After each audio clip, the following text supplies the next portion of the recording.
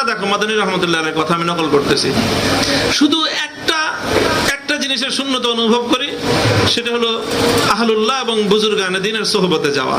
কারাগারে বন্দী থাকার কারণে অনেক বুজুর্গদের দেখতে মনে চায়, ওনাদের সোহবতে যেতে মনে চায়, এটা তো পারি না।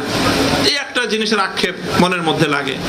তবে আবার নিজেই ওটারই বের করছেন যে ওটার কিছুটা হয়ে যায় খত্ত কিতাবাতের মাধ্যমে। চিঠি লেখার একটা সুযোগ ছিল তখন কারাগার থেকে। তিনি বলেন যে চিঠি লিখি, চিঠির জবাব আসে, এতে বুজুর্গদের সোহবতে যাওয়ার কিছুটা শূন্যতা পূরণ হয়ে যায়, অর্ধেক হয়ে যায়। হযরত মাদানী রহমতুল্লাহ আলাইহি খুব বেশি দিন আগের তো না আমাদের চেয়ে। এই আমরা আমাদের ওস্তাদ যারা ছিলেন, মনে করেন আমার আব্বাজান শাইখুল হাদিস আল্লামা আজিজুল হক রহমতুল্লাহ আলাইহি, হযরত গওহরপুরি হুজুর রহমতুল্লাহ আলাইহি, আহমদ শফি সাহেব হুজুর রহমতুল্লাহ আলাইহি, এনারা সবাই মাদানী রহমতুল্লাহ আলাইহির প্রায় যুবক বা মাঝ বয়সের ছাত্র, একদম শেষ বয়সেরও না, মাঝ বয়সের